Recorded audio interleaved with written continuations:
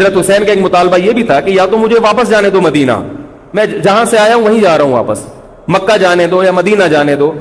ان کا ایک مطالبہ تھا کہ نہیں، ان کو گرفتار کر کے لاؤ اور زبردستی ہمارے ہاتھ پر بیعت کراؤ۔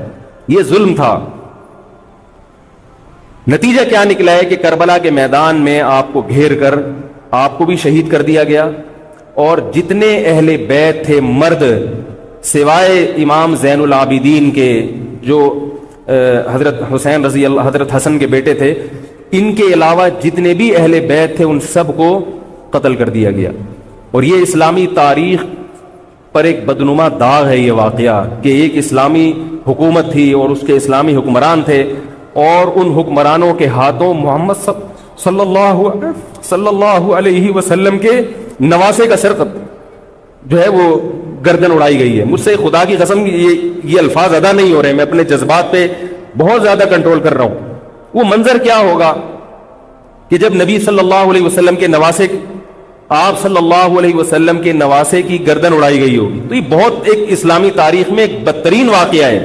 حضرت حسین رضی اللہ تعالیٰ عنہ کا سر لے جایا گیا یزید کے پاس۔ یزید بدبخت نے چھڑی سے آپ کے ہونٹوں کو چھوا، وہاں صحابی رسول نے فرمایا کہ ایسا مت کرو۔ فرمایا اللہ کی قسم میں نے ان ہونٹوں پہ بارہا محمد صلی اللہ علیہ وسلم کے ہونٹ رکھے ہوئے دیکھا ہے، بارہا میں نے دیکھا ہے کہ محمد صلی اللہ علیہ وسلم نے ان ہونٹوں کا بوسہ لیا ہے، بارہا میں نے دیکھا ہے۔ ان صحابی کے دل پہ کیا گزر رہی ہوگی جو حضرت حسین کے ساتھ یہ حرکت دیکھ رہے ہوں گے، جبکہ اسی حسین کو انہوں نے بارہا نبی کی گود میں بھی دیکھا اور بارہا نبی کے ہونٹوں کو بھی ان ہونٹوں سے مس ہوتے ہوئے دیکھا۔ تو جب یہ سر ان کے سامنے رکھا ہوگا اور اس کے ساتھ یہ حرکت ہو رہی ہوگی، ان صحابی کے جذبات کیا ہوں گے؟ مگر اس کے باوجود جو بتانے کی بات ہے، جو میں بتانا چاہتا ہوں، انہوں نے یزید کے خلاف بغاوت نہیں کی کہ جس یزید نے حضرت حسین کا یہ حشر کر دیا ہو، اگر اس کے خلاف بغاوت ہوگی تو باقی مسلمانوں کا کیا حشر کرے گا؟ بات یہ ہے کہ جب یہ واقعہ ہو گیا اور قتل کر دیا گیا، باقی جتنے بھی جو زندہ بچے تھے اہل بیت وہ یزید کے پاس لے جائے گئے۔ روایات میں آتا ہے کہ یزید نے ان کا اکرام کیا اور ان کو عزت کے ساتھ تحفے تحائف دے کر واپس کیا۔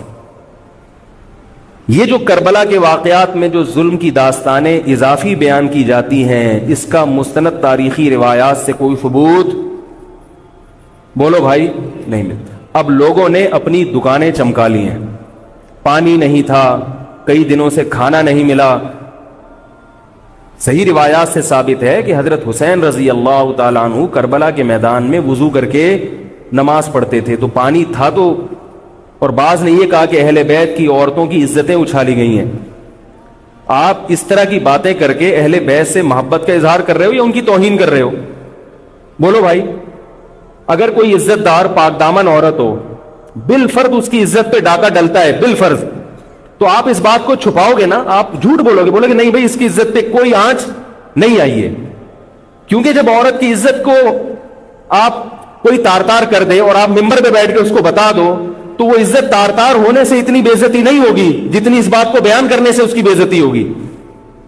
حقیقت یہ ہے کہ کسی مستند روایت سے ثابت نہیں ہے کہ اہل بیت کی عورتوں کی عزتوں کو اچھالا گیا۔ وہ نبی کے گھرانے کی عورتیں تھیں، ان کا ناخن بھی کوئی نامحرم مرد نہیں دیکھ پاتا تھا۔ دوپٹہ اتر گیا زینب کا اور زینب کی چادر چھن گئی، یہ سب غلط ہے، یہ سب من گھڑت باتیں ہیں۔ چونکہ وہ بہرحال مسلمان تھے جو حضرت حسین کے خلاف لڑ رہے تھے، ظالم تھے، اس میں کوئی شک نہیں ہے۔ اس سے بڑا ظلم اس کائنات میں ہوا نہیں ہوگا کہ ایک شخص جو اپنے آپ کو مسلمان کہتا ہے اور وہ نبی کے نواسے کو قتل کر دے اور اہل بیت کو قتل کر دے۔ اسلامی سیاست میں اتنی گندی تاریخ ہمیں کبھی بھی نہیں ملتی۔ حضرت عثمان کا بھی قتل ہوا، وہ بھی بہت بڑا ظلم تھا، مگر یہ ظلم اس ظلم کی نوعیت سے بڑھ کر تھا، کیونکہ حضرت عثمان کا قتل حکومت کے ہاتھوں نہیں ہوا ہے، باغیوں کے ہاتھوں ہوا ہے۔ یہاں حضرت حسین کا قتل کس کے ہاتھوں ہوا ہے؟ حکومت کے ہاتھوں ہوا ہے، جس پر لوگ بیعت کر چکے تھے۔ یہ گڑبڑ یہاں سے شروع ہوئی ہے۔ بات آ رہی ہے سمجھ میں؟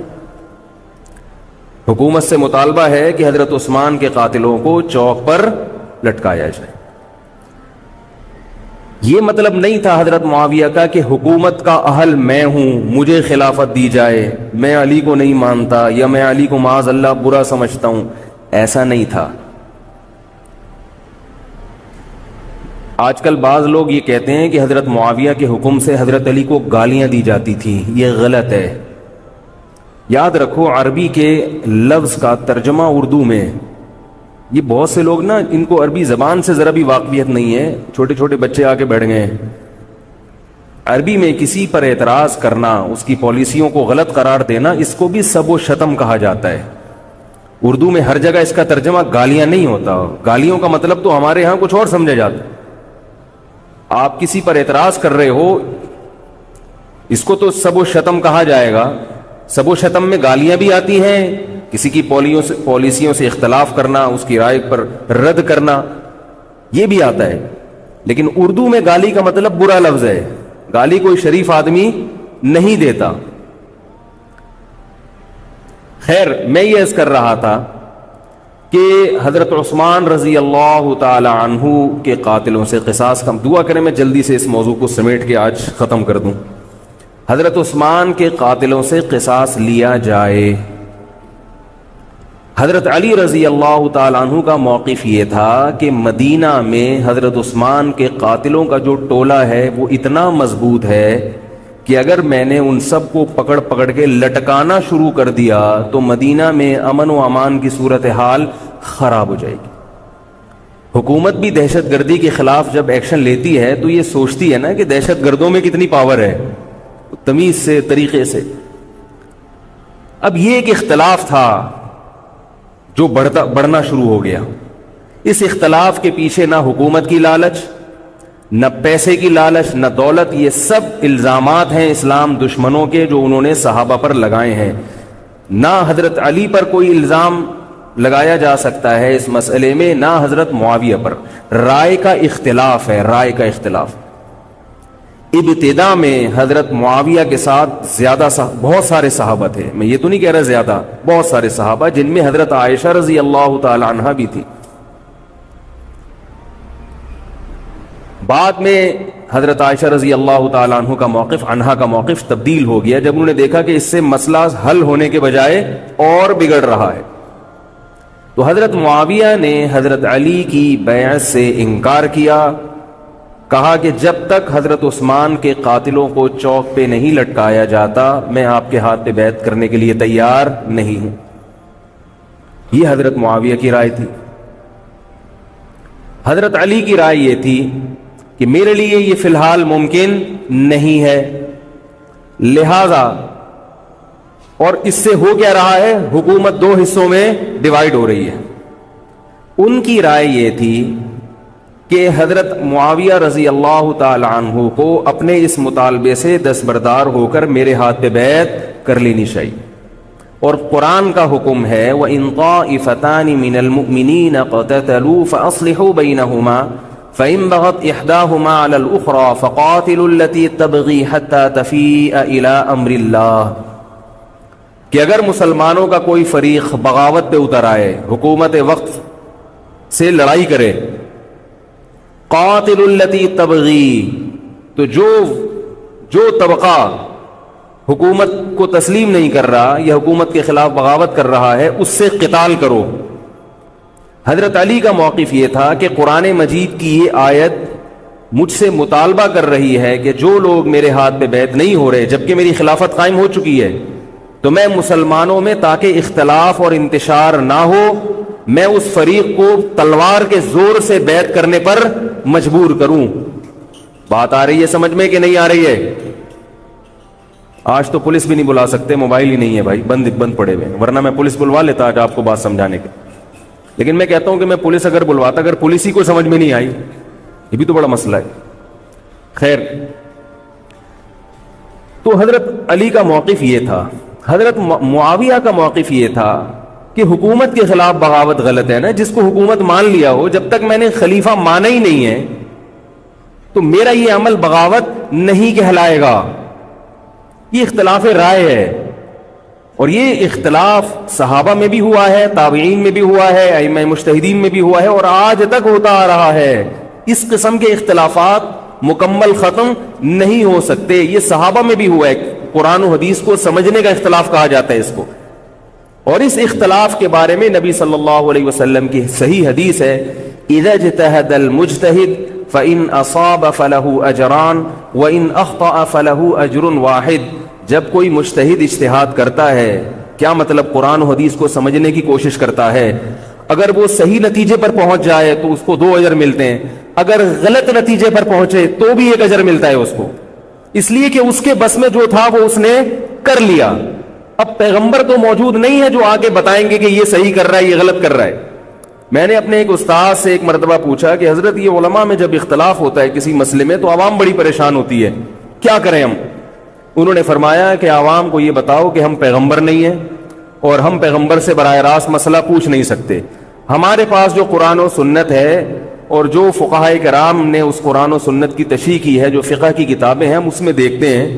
اب اس میں 2 علماء کی رائے میں اگر اختلاف ہو جائے تو اس اختلاف کو ختم کرنے کا ہمارے پاس کوئی راستہ نہیں ہے. نبی ہوتے تو ہم پوچھ لیتے, جب راستہ نہیں ہے تو بھائی اللہ کے نبی نے فرما دیا کہ جو تمہارے بس میں ہے وہ کر لو. اگر درست بات تک پہنچ گئے ڈبل اجر, نہیں پہنچے تو بھی اجر. اس میں ہمیں بتا دیا کہ اسلام پر عمل کے لیے اتنا کافی ہے کہ جو تمہاری استطاعت میں ہے وہ کر لو. نہیں آئی بات سمجھ میں؟ اب یہ اختلاف چھوٹے مسائل میں بھی ہو سکتا ہے اور بڑے مسائل میں بھی ہو سکتا ہے. تیسری بھی ایک جماعت تھی. یہ 2 اختلاف تو پتہ چل گئے نا, حضرت علی کا موقف, حضرت معاویہ کا موقف. ایک تیسری جماعت تھی جو یہ کہتی تھی کہ نہ ہم حضرت علی کا ساتھ دیں گے نہ حضرت معاویہ کا, کیونکہ دونوں مسلمان ہیں, دونوں لڑ رہے ہیں, مسلمانوں کو ہم لڑتا ہوا نہیں دیکھ سکتے. ان کا موقف تھا حضرت علی رضی اللہ تعالیٰ عنہ ایک صحابی کے پاس گئے اور ان سے کہا کہ آپ میری جماعت میں شامل ہوں اور اہل شام کے خلاف میرے ساتھ مل کے لڑیں. وہ صحابی گئے ایک لکڑی کی تلوار اٹھا کے لائے. انہوں نے کہا کہ میں نے رسول اللہ صلی اللہ علیہ وسلم سے سنا ہے کہ فتنے کا دور ہوگا, مسلمان آپس میں لڑیں گے, تو تم اس وقت اپنی تلوار کو لکڑی کی بنا لینا. لکڑی کی تلوار کا مطلب جو کسی سے لڑنے کے کام نہ آئے. میں تو نہیں لڑ سکتا. اب حضرت علی نے یہ نہیں کہ اس پہ تلوار رکھ دی ہو کہ نہیں تو جائے گا, یا تو دائرہ اسلام سے خارج ہے, یا تو باغی ہے, ٹھیک ہے نہیں آ رہی سمجھ میں چھوڑ دو. آج جو فتنے کھڑے ہو رہے ہیں نا, وہ اس پہ نہیں ہو رہے کہ صحیح کیا ہے غلط کیا ہے. فتنہ اس پر ہو رہا ہے کہ جو مجھے سمجھ میں آ رہا ہے وہ میں تھوپ کے اس کو مسلط کر دوں. مجھے اگر رفع الیدین سمجھ میں آ رہا ہے تو پوری دنیا رفع الیدین کیوں نہیں کر رہی, اور اگر مجھے ترک رفع الیدین سمجھ میں آ رہا ہے تو یہ چند لوگ رفع الیدین کیوں کر رہے ہیں. صحابہ کے دور میں رفع الیدین بھی ہوتا تھا اور ترک بھی ہوتا تھا, پھڈے نہیں ہوتے تھے. صحابہ کے دور میں زور سے آمین بھی تھی اور آہستہ آمین بھی تھی, جھگڑے نہیں تھے. صحابہ کے دور میں امام کے پیچھے فاتحہ پڑھنے والے بھی تھے اور امام کے پیچھے فاتحہ کو ناجائز اور حرام سمجھنے والے بھی تھے, مگر پھڈے بازی بولو بھائی نہیں تھی. تو حضرت علی رضی اللہ تعالیٰ عنہ نے ان صحابی کو مجبور نہیں کیا. حضرت علی کی فوج میں عمار ابن یاسر رضی اللہ تعالیٰ عنہ بھی تھے, زبیر ابن عوام, عبداللہ ابن زبیر رضی اللہ تعالیٰ عنہ, عبداللہ ابن زبیر ابن عوام.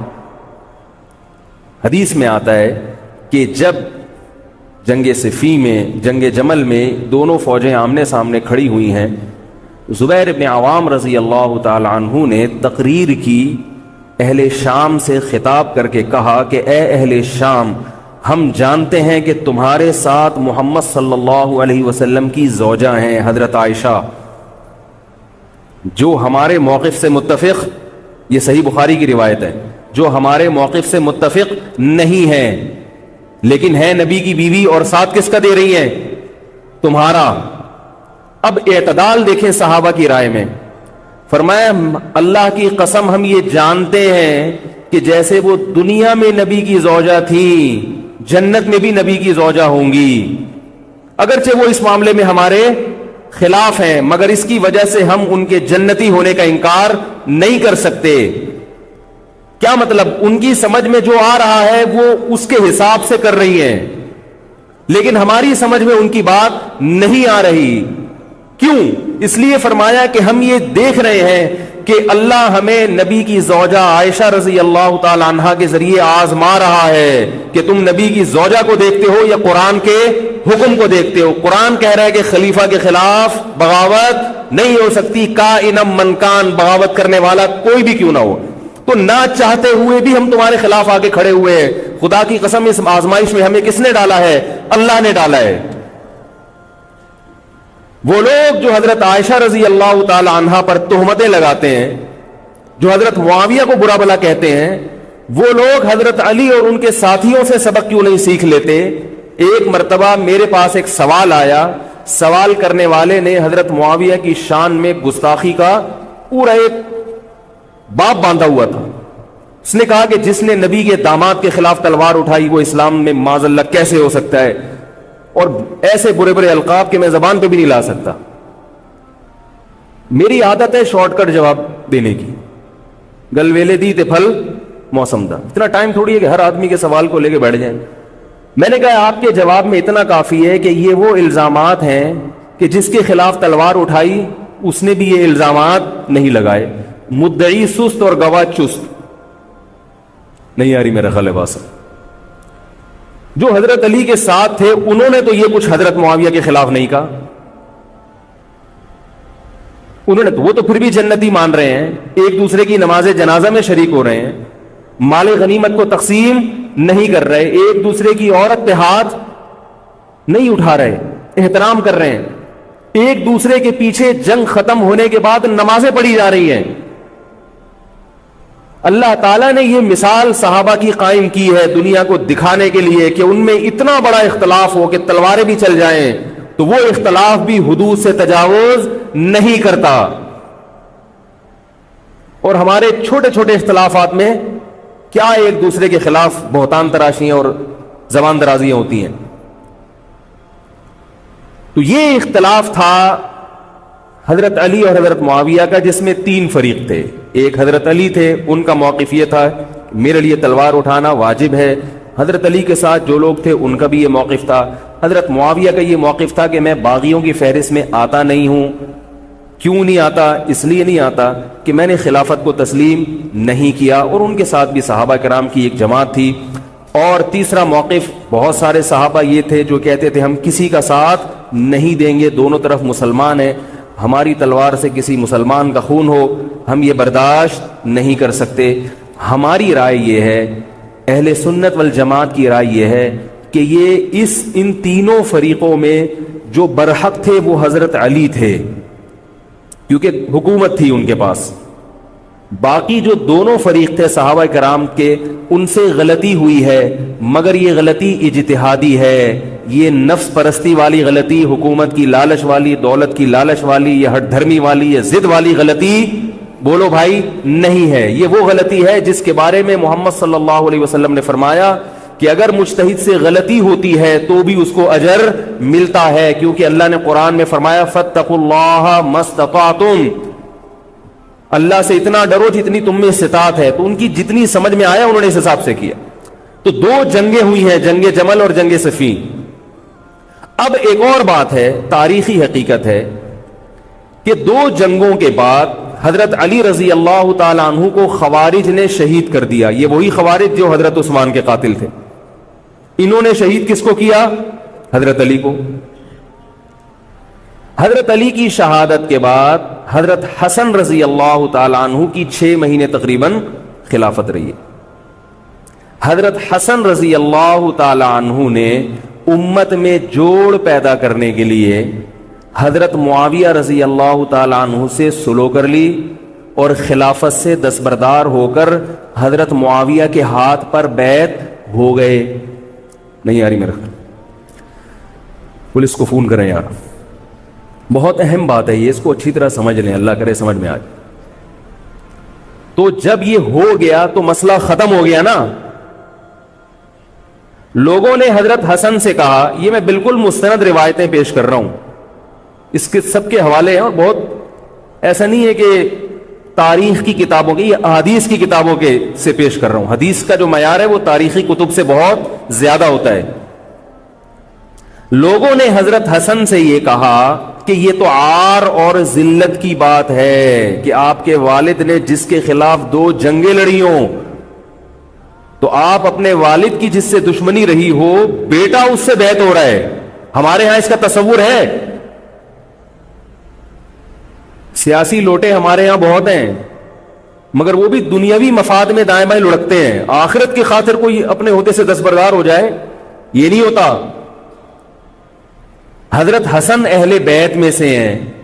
حضرت حسن بیعت ہو گئے کس کے ہاتھ پر؟ حضرت معاویہ.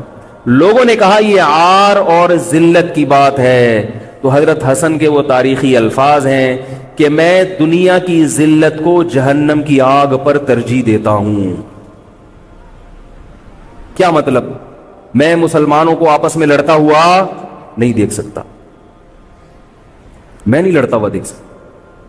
اب کوئی اس بیس پر حضرت علی پہ الزام لگائے کہ اس کا مطلب وہ لڑتا ہوا دیکھ سکتے تھے. بھائی ان کا جو موقف تھا، جو ان کی سمجھ میں آیا، وہ انہوں نے کیا. حضرت حسن کا موقف اپنے والد کے موقف سے مختلف تھا. یہ اختلاف رائے ہو سکتا ہے. ان کا موقف یہ تھا کہ بھئی حضرت معاویہ حکومت کے اہل ہوں یا نہ ہوں، یہ ایک الگ بحث ہے. اگر میں ان کے مقابلے میں متوازی حکومت قائم کروں گا تو پھر مطالبہ ہوگا حضرت عثمان کے قاتل سے قصاص، جو کہ ممکن نہیں ہے، اور پھر یہ لڑائی آگے چلے گی. بہتر ہے کہ دستبردار ہو جاؤ کہ حضرت آپ ہمارے خلیفہ ہیں، آپ ہمارے امیر. نبی صلی اللہ علیہ وسلم اس کی پیشگوئی پہلے کر چکے تھے. حضرت حسن رضی اللہ تعالیٰ عنہ کے بارے میں فرما چکے تھے کہ اللہ میرے اس بیٹے کے ذریعے مسلمانوں کے 2 فریق میں صلح پیدا کریں. تو جو اہل بیت سے محبت کرنے والے لوگ ہیں، ان کو بھی چاہیے کہ کوئی ایسا کام نہ کریں جس سے مسلمانوں میں دوبارہ سے اختلاف اور انتشار پیدا ہو جائے. جوڑ کی اہمیت شریعت میں زیادہ ہے. اب جب حضرت معاویہ کی خلافت قائم ہوئی ہے، حضرت معاویہ نے حضرت حسن رضی اللہ تعالیٰ عنہ کے اکرام میں کوئی کسر نہیں چھوڑی. اس پر متواتر روایات ہیں کہ حضرت معاویہ جتنا حضرت حسن کا اکرام کیا کرتے تھے، اتنا کسی کا اکرام نہیں کرتے تھے. بہت زیادہ آپ کو عزت دی حضرت معاویہ رضی اللہ تعالیٰ عنہ نے. حضرت معاویہ کے بعد یزید کی خلافت قائم ہوئی ہے، حکومت قائم ہوئی ہے. حضرت معاویہ صحابی رسول تھے. بہت سارے صحابہ کو آپ کے طریقہ حکومت پر اعتراض تھا، کیونکہ بہرحال باقاعدہ سلیکشن نہیں ہوئی تھی. لیکن پھر بھی صحابہ کرام نے جب حضرت حسن بیعت ہو گئے تو باقی کس کو اعتراض کا ہوگا بھائی. پھر حضرت معاویہ رضی اللہ تعالیٰ عنہ کے دور میں بہت جہاد ہوا ہے. اسلامی خلافت، ہمارا جو بر صغیر میں اسلام آیا ہے، اس کا بہت بڑا حصہ حضرت معاویہ کے دور میں اسلام آیا یہاں.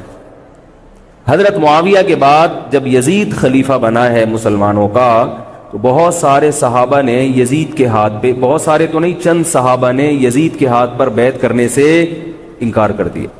وہ اتنے تھوڑے صحابہ ہیں جن کو انگلیوں پہ گنا جا سکتا ہے، جن میں حضرت حسین بھی تھے. حضرت حسن نہیں، حضرت حسن کے بھائی، بولو بھائی، حضرت حسین. جمہور صحابہ کا موقف یہ تھا کہ یزید کا طریقہ خلافت اگرچہ غلط ہے، طریقہ حکومت اگرچہ غلط ہے، مگر رسول اللہ صلی اللہ علیہ وسلم کی صحیح احادیث موجود ہیں. نبی صلی اللہ علیہ وسلم نے فرمایا، صحیح بخاری کی حدیث ہے، اسمعوا واطیعوا ولو سلط علیکم رجل حبشی کأن رأسه ذبیبا.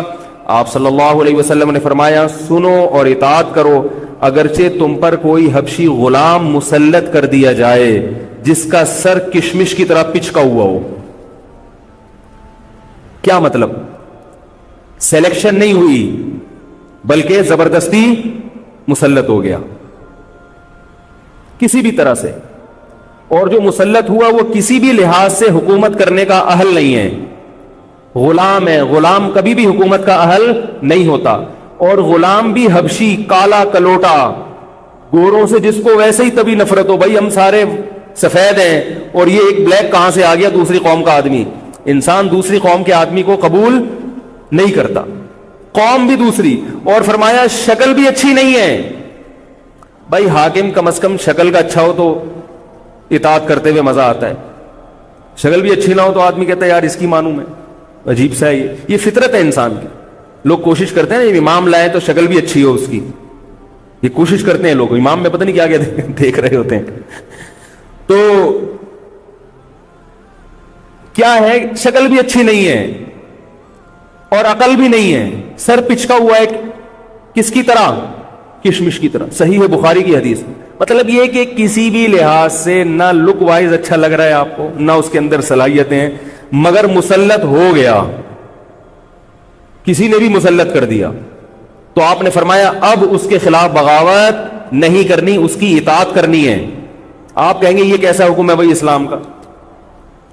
ایک آدمی نا اہل ہے مگر اس کی مان کے چلو تو مروا دے گا. یہ اس لیے اسلام نے حکم دیا ہے کہ اس کے پاس پاور تھی تو مسلط ہوا ہے نا. کیا خیال ہے بھائی؟ تو اب جب اس کے خلاف چلو گے تو اس سے وہ ہٹنے والا نہیں ہے، وہ خون خرابہ کر دے گا، قتل و غارت کرے گا اور فساد پیدا کر دے گا وہ. کیونکہ اگر وہ کمزور ہوتا تو خلیفہ بنتا نہیں. وہ خلیفہ کی، حاکم کی ڈیفینیشن کیا ہے؟ جس کے پاس قوت نافذہ ہو. ایک دن ایک صاحب کہنے لگے مسلم لیگ کے دور میں، جنرل مشرف کے دور میں اس کو نہیں مانتا، میں اس کو نہیں مانتا. میں نے کہا آپ کے ماننے نہ ماننے سے کچھ نہیں ہوتا. وہ مسلط ہو گیا ہے، جس طریقے ہیلی کاپٹر سے آیا ہو یا فرشتے اس کو لائے ہوں. کیونکہ حاکم کی جو ڈیفینیشن ہے کہ جس کے پاس قوت نافذہ ہو. قوت نافذہ اردو کا گاڑا لفظ ہے. قوت نافذہ کہتے ہیں کہ جب وہ کچھ کہتا ہو تو کر کے دکھا سکتا ہو، چاہے فوج کے ذریعے، چاہے پولیس کے ذریعے، چاہے کسی بھی طریقے. ایک آدمی کو پوری قوم نے سلیکٹ کر لیا مگر اس کی سنتا کوئی نہیں ہے. وہ کچھ کہتا ہے تو اس کے منہ سے الفاظ نکل کے ہوا میں تحلیل ہو جاتے ہیں، چلتی کسی اور کی ہے، وہ جو کہتا ہے کر کے دکھا دیتا ہے. تو اصل حاکم کون ہے؟ جو کہتا ہے اور کر کے دکھا دیتا. اب یہ ایک الگ بحث ہے کہ یہ ظالم ہے، یہ غلط طریقے سے آیا ہے. اس پر بحث ہو سکتی ہے کہ جب یہ غلط طریقے سے آیا ہے تو اس کو قانون کے دائرے میں رہ کے ہٹانے کی کوشش کی جائے. لیکن مسلح بغاوت کرنا، اس کے خلاف بندوق اٹھانا، اس کے خلاف تلوار اٹھانا، اس کی شریعت نے اجازت نہیں دی. میں یہ نہیں کہہ رہا کہ اس کی مخالفت کی اجازت نہیں دی. نبی صلی اللہ علیہ وسلم نے فرمایا سب سے بہترین جہاد ظالم بادشاہ کے سامنے حق بات کہنا ہے. کہنے کی حد تک آپ کو مخالفت کی اجازت ہے کہ بھائی یہ جو وزیر اعظم کا بیان آیا ہے یہ بیان ملک کا بیڑا غرق کر دے گا، ان کی پالیسیاں صحیح. جیسے آج کل ہو رہا ہے کہ اخباروں میں کالم نگار اپنی اپنی رائے لکھتے ہیں حکمرانوں کے بارے میں. لکھنے کی حد تک، بولنے کی حد تک ہے. آپ مسلح دستہ لے کے بغاوت کرنے پر آ جائیں، اس کی شریعت نے اجازت، بول لو بھائی کچھ نہیں ہوتا. یہ قرآن اور سنت سے بات ثابت ہے. اس کی شریعت نے اجازت نہیں دی ہے کیونکہ آپ یہ کریں گے تو اللہ نے دنیا کو اسباب کے ساتھ جوڑا ہوا ہے. آپ کے پاس کچھ بھی نہیں ہے، نہ آپ کے پاس ٹینک ہے، نہ آپ کے پاس آرمی ہے، نہ آپ کے پاس پولیس ہے. آپ کے پاس صرف جذبہ ہے. خالی جذبہ اگر کارآمد ہوتا تو نوح علیہ الصلوۃ والسلام اور آپ کے ساتھ جو 40 افراد تھے ان میں بہت جذبہ تھا، مگر ایک طرف پوری دنیا تھی. اللہ نے جہاد کا حکم نہیں دیا. اللہ تعالیٰ نے اس دنیا کو صرف جذبات کے ساتھ یا ایمان کے ساتھ منسلک نہیں کیا، اس دنیا کو دارالاسباب بنایا ہے. جذبے کے ساتھ ساتھ کچھ طاقت اور قوت بھی ہونی چاہیے، اور یہ قوت حکومت کے پاس ہوتی ہے، پبلک کے پاس بول لو یار نہیں. اگر پبلک کے پاس ہے تو وہ بھی حکومت کی پالیسیاں ہوتی ہیں کہ یہ بھی لیاری گینگ رہنے دو تھوڑے دنوں کے لیے، ان لوگوں کے پاس تھوڑا سا کلاشن کوفے رہنے دو، حکومت جب چاہے غائب کر دے. یہ جو کلاشن کوفے لے کے لوگ گھوم رہے ہوتے ہیں نا اور بتا رہے ہوتے ہیں ہم امام مہدی کا لشکر ہیں، یہ سب گورنمنٹ کے لوگ ہوتے ہیں.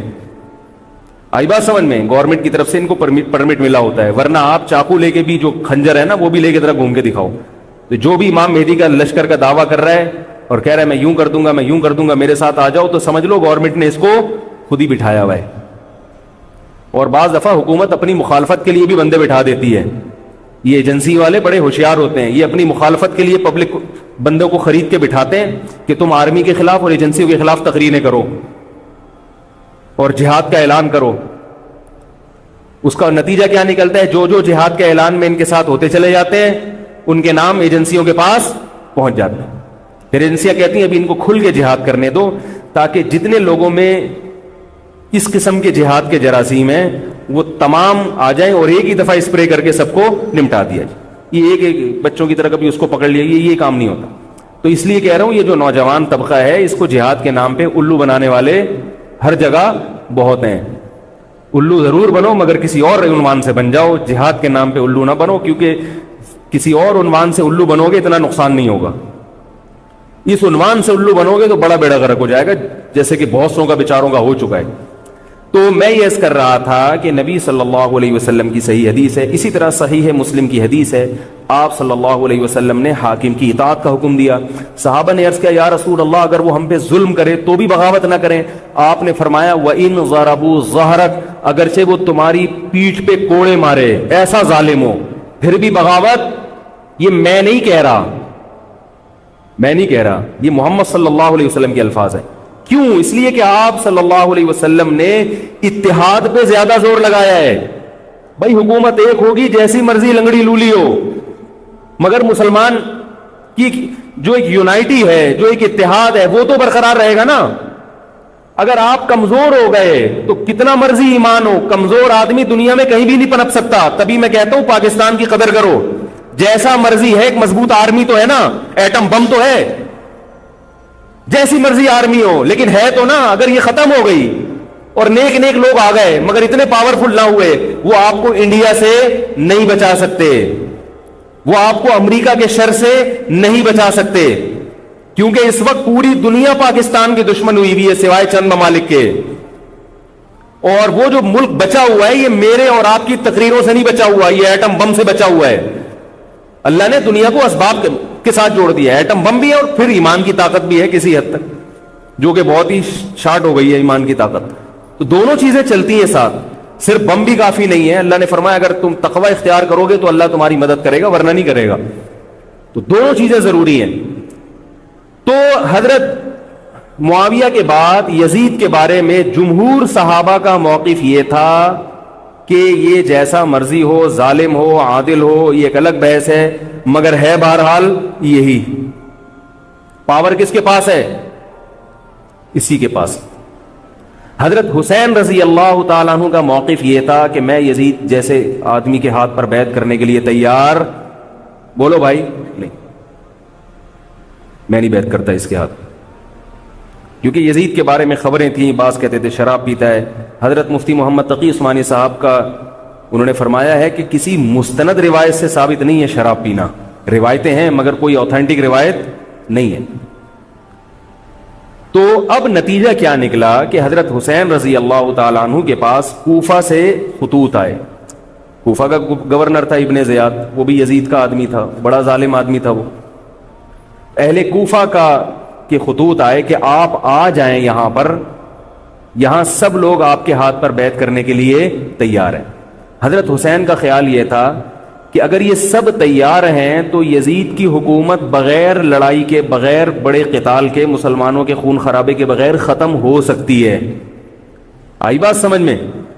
جو انفارمیشن آپ کو ملی تھی، جو نالج آپ کو ملی تھی، وہ نالج غلط تھی۔ اگر وہ نالج صحیح ہوتی تو حضرت حسین کبھی کربلا کی طرف رخ نہ کرتے، کیونکہ حضرت حسین کا موقف بھی یہی تھا کہ مسلمانوں کی تلواریں آپس میں نہ چلیں۔ حضرت حسین رضی اللہ تعالیٰ عنہ کے پاس جب 50 سے زیادہ خطوط آئے ہیں اہل کوفہ کی طرف سے کہ آپ آئیے، آپ آئیے، آپ آئیے، تو پہلے حضرت حسین رضی اللہ تعالیٰ عنہ نے اپنے رشتہ دار جو آپ کے چچزاد تھے مسلم بن عقیل، ان کو بھیجا۔ نتیجہ کیا نکلا؟ مسلم بن عقیل کا وہاں پر حکومت نے گرفتار کر کے ان کو قتل کر دیا۔ اب یہ ایک ایسا ظلم تھا جس کے ظاہر ہے کہ کسی کو سفیر بنا کے بھیجا جائے، کسی کو حال احوال دیکھنے کے لیے بھیجا جائے، اور حضرت حسین کی نیت ہرگز بغاوت کی نہیں تھی، مگر کوفہ کے گورنر کو اور یزید کو یہ خیال تھا کہ خلافت کے اصل اہل یقیناً یہی ہیں، کہیں ایسا تو نہیں ہے کہ یہ امیر بننا چاہتے ہیں، یہ خلیفہ بننا چاہتے ہیں۔ ایک خوف اس کے دل میں بیٹھ گیا تھا، ایک لاشعور میں خوف ہوتا ہے نا، انسان کے دل میں بیٹھ جاتا ہے کہ آپ 100 دفعہ بھی کہیں بھی میری یہ نیت نہیں ہے، مگر وہ ڈر رہا ہوتا ہے کہ یار یہ کچھ کر نہ لیں۔ تو جب مسلم بن عقیل کو شہید کیا گیا، حضرت حسین رضی اللہ تعالیٰ عنہ جا چکے تھے۔ جب حضرت حسین رضی اللہ تعالیٰ عنہ کوفہ کی طرف جا رہے تھے، بہت سارے صحابہ نے آپ کو منع کیا، جن میں عبداللہ ابن عمر رضی اللہ تعالیٰ عنہ بھی تھے، عبداللہ ابن عباس رضی اللہ تعالیٰ عنہ بھی، کہ آپ یہ کام نہ کریں۔ بعض نے تو کہا کہ ہمیں آپ کی شہادت کا یقین ہے، کیونکہ جس حالات میں آپ جا رہے ہیں حکومت یہ سمجھے گی کہ بغاوت کرنے آ رہے ہیں، لہذا وہ آپ کو کیا کرے گی، اس بیس پہ قتل نہیں کرے گی کہ آپ نواسہ رسول ہیں، کیونکہ وہ بھی مسلمان تھے، اس بیس پہ قتل کرے گی کہ آپ کی نیت کیا ہے، حکومت کے خلاف بغاوت. تو ان کے پاس ایک اپنے آپ کو برحق ثابت کرنے کے لیے ایک دلیل ہوگی کہ حکومت کا باغی جو بھی ہو اسے کیا کر دو، قتل. رسول اللہ صلی اللہ علیہ وسلم نے فرمایا، صحیح حدیث ہے، کہ جب مسلمان کسی ایک امیر پہ جمع ہو جائیں تو اس کے خلاف جو بھی اٹھے، نبی نے فرمایا اس کو قتل کر دو، کائنم من کان، چاہے وہ اس کے خلاف اٹھنے والا کتنا ہی نیک کیوں نہ ہو. یہ حدیث کے الفاظ ہیں. حضرت حسین کا موقف یہ تھا کہ میں نے ابھی تک یزید کی خلافت اور حکومت کو تسلیم نہیں کیا، لہذا میں اس وعید میں داخل نہیں ہوں. اب ہوا یہ ہے کہ حضرت حسین رضی اللہ تعالی عنہ جب گئے ہیں اور کربلا کے مقام پہ پہنچے ہیں تو وہاں آپ رضی اللہ تعالیٰ عنہ کو مسلم بن عقیل کی شہادت کا بھی پتہ چلا، اور اندازہ ہوا، میں بہت شارٹ کر کے سنا رہا ہوں، اندازہ ہوا کہ حالات ایسے نہیں ہیں جیسے میں سمجھ رہا تھا.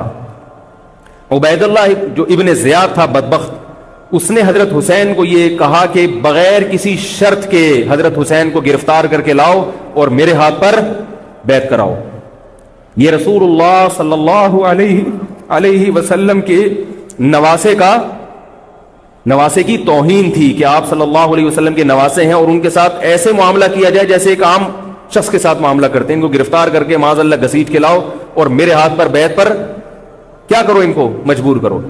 حضرت حسین رضی اللہ تعالیٰ عنہ کا کربلا کے میدان میں موقف یہ تھا کہ میں اگر بیعت ہوں گا تو ڈائریکٹ یزید کے ہاتھ پہ بیعت ہوں گا جو مسلمانوں کا خلیفہ ہے، ابن زیاد کے ہاتھ پر بیعت نہیں ہوں گا.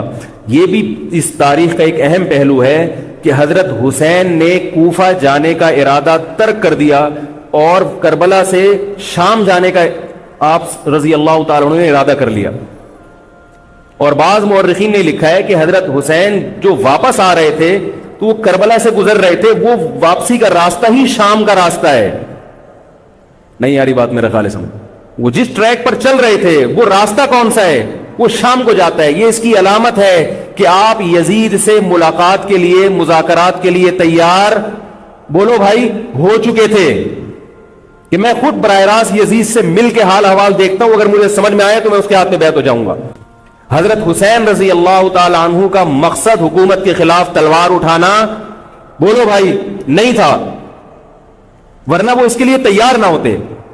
مگر جو ابن زیاد تھا اس نے حضرت حسین رضی اللہ تعالی عنہ اور آپ کے ساتھ جتنے اہل بیت تھے ان پر ظلم یہ کیا اس بدبخت نے کہ اس نے انہیں شام جانے کا راستہ نہیں دیا اور اس میں اپنی توہین محسوس کی کہ میرے ہاتھ پر بیعت کیوں نہیں ہو رہے، اور لشکر بھیجا جس لشکر نے چاروں طرف سے حضرت حسین رضی اللہ تعالیٰ عنہ کو گھیرا. حضرت حسین نے کہا کہ میں عزت کی جو موت ہے اس کو ذلت کی زندگی پر ترجیح دیتا ہوں. کوئی بھی غیرت مند ہوتا تو اس وقت یہی کرتا کہ بھئی جب میں اپنے دعوے سے بھی دستبردار ہو گیا اور میں شام جانے کے لیے بھی تیار ہو گیا، اب میرا راستہ روکنے کی کیا حقیقت ہے. اللہ تعالیٰ کوفہ کے گورنر کے ذریعے حضرت حسین کا قتل کروانا چاہتے تھے تاکہ اس کی بدبختی ساری دنیا کے سامنے ظاہر ہو جائے. اگر حضرت حسین پھر بھی تلوار چلاتے، پھر بھی لڑتے، تو حضرت حسین پر یہ الزام لگایا جا سکتا تھا کہ معاذ اللہ آپ باغیوں میں ہیں. تو اللہ تعالیٰ نے اپنے نبی کے نواسے کو اس الزام سے محفوظ رکھا اور آپ نے لڑائی کا ارادہ ترک کر دیا. حضرت حسین نے کربلا کے میدان میں جو لڑائی لڑی ہے وہ اقدامی لڑائی نہیں تھی، وہ دفاعی لڑائی تھی.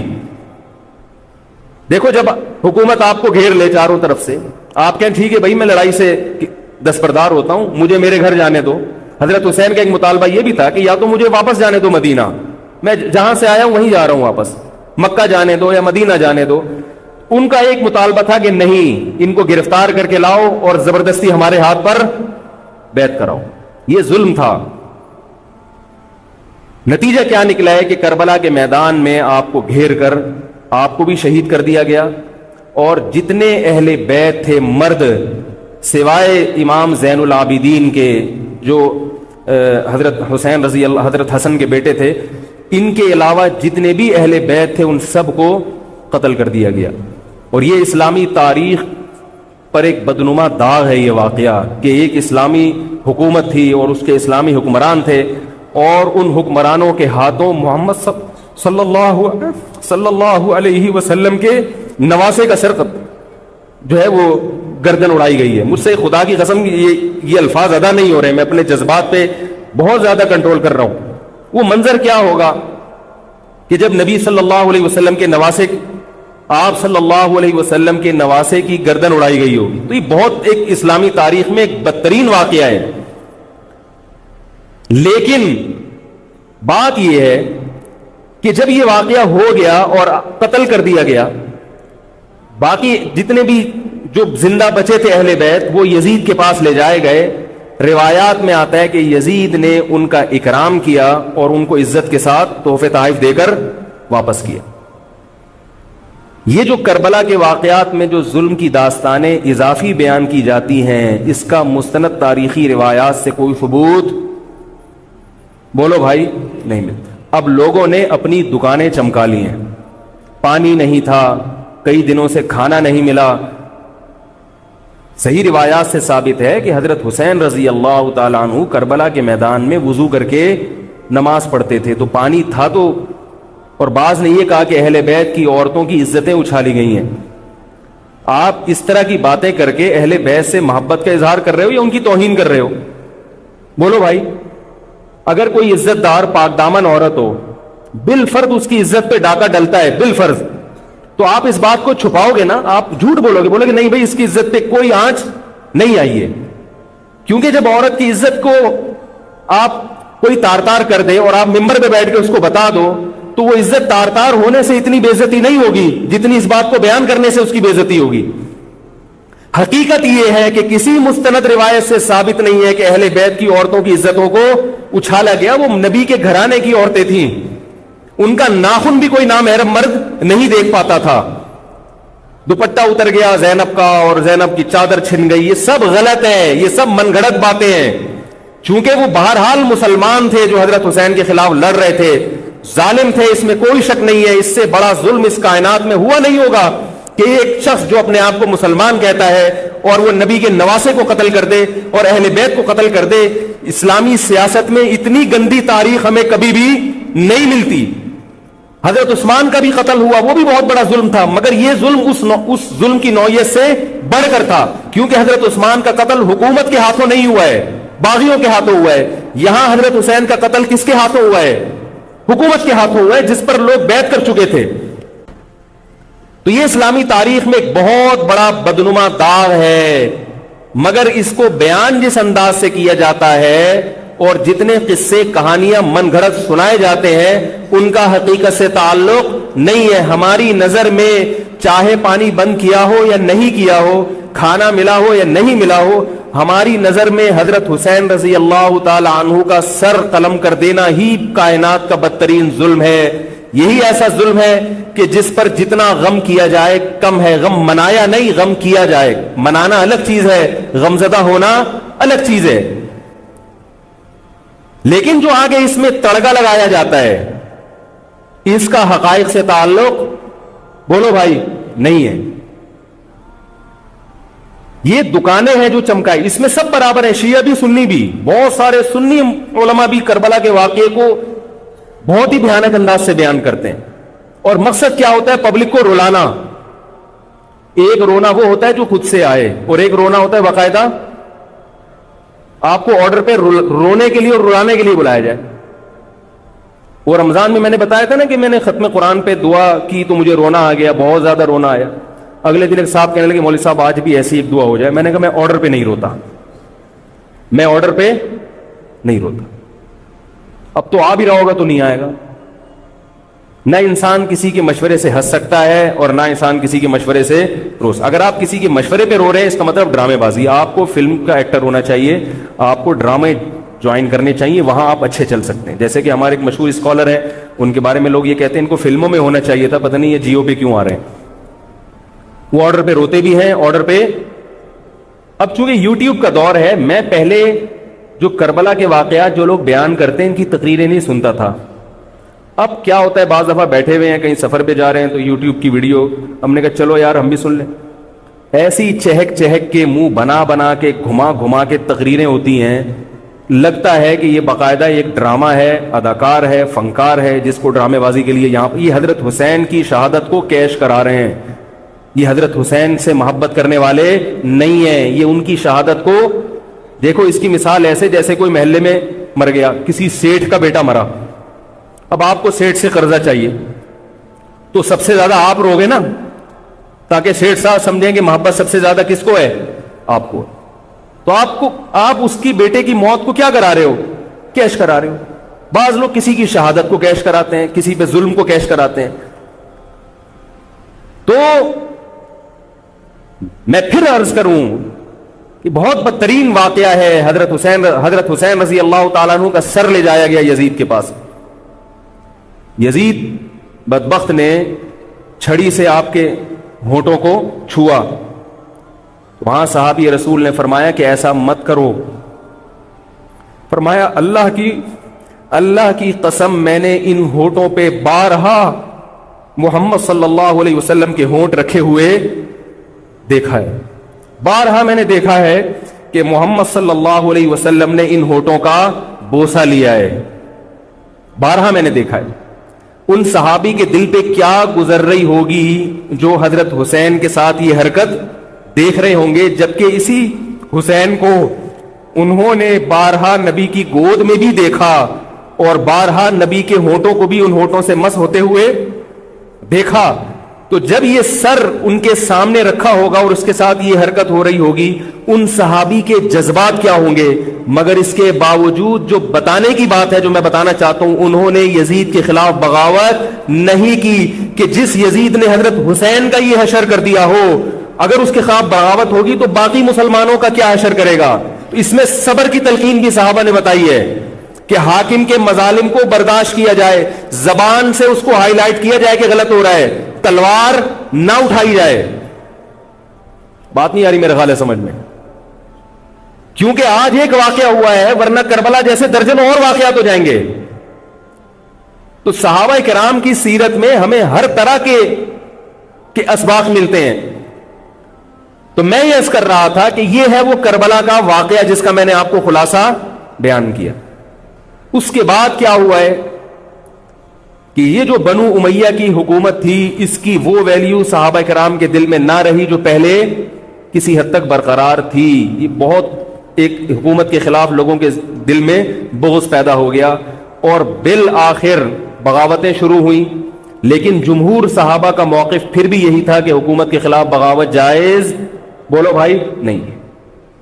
اور اسی طرح کے ظالم لوگ آتے رہے اور انہی کی اولادوں میں بنو امیہ میں اللہ نے پھر عمر ابن عبدالعزیز کو پیدا کیا. عمر ابن عبدالعزیز بھی انہی ظالم لوگوں کی اولاد تھے، مگر اسلام چونکہ قیامت تک رہنے کے لیے آیا ہے تو اللہ کو اپنا دین محبوب ہے، اللہ غیب سے انتظام کرتے ہیں. عمر ابن عبدالعزیز جیسے ہی حکومت میں آئے ہیں، خلیفہ بنے ہیں، آپ رضی اللہ تعالی عنہ نے وہ بنو امیہ کی جو جاہلانہ چیزیں تھیں ان سب کو ختم کر دیا. حکومتی ملکیت کو جو ذاتی خزانہ لوگ سمجھنا شروع کر دیا تھا اس کو ختم کیا. عمر بن عبدالعزیز کی ایک تاریخ ہے، ان کو 5واں خلیفہ راشد کہا جاتا ہے. علم حدیث کو مرتب کیا گیا، فقہ کو مرتب کیا گیا، حدیث کا علم ضائع ہو رہا تھا. آپ نے حکم دیا کہ اکتب ما کان من حدیث رسول اللہ صلی اللہ علیہ وسلم فإنی اخاف ضیاع العلم والعلماء. فرمایا مجھے علم اور علماء کے ضائع ہونے کا خطرہ ہے، محمد صلی اللہ علیہ وسلم کی حدیثوں کو ریٹن فارم میں لایا جائے. تو باقاعدہ پھر حدیث کو باقاعدہ جمع کیا گیا کتابوں کی شکل میں، اور آج ہمارے پاس وہ حدیث محفوظ ہیں. فقہائے کرام کا دور آیا تو اللہ تعالیٰ نے حضرت عمر بن عبدالعزیز کے دور میں امت کو الحمدللہ دوبارہ جمع کر دیا. عمر بن عبدالعزیز کے بعد پھر بغاوتیں ہوئیں، بالآخر بنو امیہ کی حکومت کا خاتمہ ہوا. بنو عباس کی حکومت آئی، مگر بنو عباس کی حکومت آنے سے بنو امیہ کی حکومت مکمل ختم نہیں ہوئی. وہی ہوا کہ آپ نے اچھی نیت سے بغاوت کی مگر اس کا نقصان زیادہ. وہ کیا ہوا؟ بنو امیہ بھاگ گئے، اندلس میں حکومت قائم کر لی، اور ادھر بنو عباس کی. تو یہ تاریخ میں پہلا واقعہ تھا کہ اسلامی خلافت 2 حصوں میں ڈیوائیڈ ہو گئی. اس کے بعد آج تک ایک جگہ مسلمان جمع نہیں ہو سکے. کیوں مسلمانوں نے اس حدیث کی مخالفت کی کہ امیر کے خلاف بغاوت بولو بھائی نہیں کرو. اب میں آپ سے ایک بات کہتا ہوں کہ بالآخر ڈیوائیڈ ہوتے ہوتے ہوتے ہوتے آج پتہ نہیں کتنے سارے اسلامی ملک بن گئے. پاکستان میں الگ ہے, سعودی عرب کی پالیسیاں الگ ہیں, دبئی الگ چل رہا ہے, قطر اور سعودیہ کا پھڈا ختم نہیں ہو رہا. 1920 تک تو پھر بھی خلافت عثمانیہ تھی, اگرچہ پوری دنیا پہ نہیں تھی. ہندوستان میں الگ حکومت تھی, خلافت عثمانیہ الگ تھی, اندلس میں الگ حکومت تھی, مگر پھر بھی مسلمانوں کی 3-4 بڑی بڑی حکومتیں تھیں جو ایک اور کسی حد تک ان میں اتحاد تھا. 1920 میں وہ بھی ختم, اور اتنے سارے ممالک وجود میں آ گئے, سب کی الگ الگ پالیسیاں ہیں. اب جو آدمی خلافت کے نام پہ جہاد کی بات کرتا ہے وہ لوگوں کو ایک امیر پہ جمع نہیں کرے گا. جتنے ملک بن چکے ہیں نا, ان کو مزید توڑ کے اگر یہ 20 ہیں تو 40 بنا دے گا ان کو. بہت مشکل ہے سمجھانا بھائی. اب اگر کوئی کہتا ہے نا ظالم حاکم کے خلاف تحریک چلاؤ, آؤ ہمارے ساتھ مسلح بغاوت میں شامل ہو, ہم حکومت کے خلاف تلوار اٹھائیں گے, تو نتیجہ کیا نکلے گا؟ یہ سارے مل کے ایک امیر نہیں بن جائیں گے. یہ اگر 20 ہے نا تو کتنے ہو جائیں گے؟ بولو بھائی 40. جیسے جو جماعت المسلمین بنی نا کہ 4 فقہ ہیں, حنفی, شافعی, مالکی, ہم بھی ہم نہیں مانتے, تو سب کو ختم کرو, ایک بناؤ. تو اس ایک بننے سے یہ ختم نہیں ہوئے, بلکہ 4 کے بعد کتنے ہو گئے؟ 5 ہو گئے. نہیں آ رہی بات میرا خیال؟ آ رہی ہے الحمدللہ. اور بھی جو بھی اس کی باتیں کر رہے ہیں نا امت کو اتحاد کے لیے, آ جاؤ میرے پاس آ جاؤ, تو وہ 6واں بنا رہا ہے, 7واں بنا رہا ہے, پھر 8واں بنا رہا ہے, ایسے بنتے چلے جا رہے ہیں. او بھائی جو ہے وہاں بریک لگا دو, اللہ کا واسطہ روک دو ان کو, کوئی بات نہیں, 4 ہیں, جو جس کو فالو کرے ٹھیک ہے, کچھ نہیں ہوتا اس سے, ہمیشہ سے چلے آ رہے ہیں. تو اب اگر ایک خلیفہ نہیں ہے, ہونا تو چاہیے ایک ہی خلیفہ, نہیں ہے تو جو ہے اسی پہ گزارا کرو, ورنہ اس سے بھی جاؤ گے, اس سے بھی جاؤ گے. تمہاری کوئی مضبوط طاقت اور قوت ہوگی نہیں. کافر جب چاہے گا تمہیں ٹیشو پیپر کی طرح استعمال کر کے پھینک دے گا. تو کربلا کے واقعہ سے ہمیں کیا سبق ملتا ہے؟ علامہ ابن تیمیہ رحمہ اللہ تعالی فرماتے ہیں کہ جمہور صحابہ کی جو رائے تھی, حضرت حسین رضی اللہ تعالیٰ عنہ کی بھی اپنی ایک رائے تھی, مگر ابن تیمیہ رحمہ اللہ فرماتے ہیں کہ اگر حضرت حسین رضی اللہ تعالیٰ عنہ کربلا کی طرف خروج نہ کرتے تو ابن تیمیہ کی رائے یہ ہے کہ یہ زیادہ بہتر تھا. اب آپ کہیں گے کہ صحابی رسول کی رائے سے اختلاف کر رہے ہیں, نہ, وہ کہہ رہے ہیں وہ جو جمہور صحابہ تھے جو حضرت حسین کو منع کر رہے تھے وہ بھی تو صحابہ تھے. حضرت حسن بھی تو صحابی تھے. حضرت حسن نے حضرت معاویہ کے خلاف لڑائی نہیں لڑی. تو صحابہ کی 2 رائے تھی, جمہور ایک طرف تھے. تو فرماتے ہیں اگر یہ نہ ہوتا تو زیادہ بہتر تھا. لیکن حضرت حسین رضی اللہ تعالی عنہ کے بارے میں ہمارا موقف یہ ہے کہ وہ یہ سب کچھ اس وقت کے جو حالات تھے اس میں کوئی بھی ہوتا اور غیرت مند ہوتا تو وہ یہ کرنے پر مجبور تھا. اور اس میں دھوکہ کس نے دیا حضرت حسین کو؟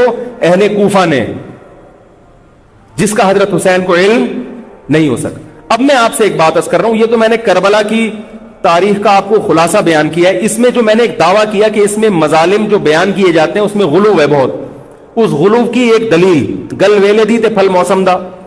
اب میں آپ کو تاریخی کتابوں کے حوالے دوں, وہ بہت لمبی بات ہوگی, اس میں بہت تضاد ہے.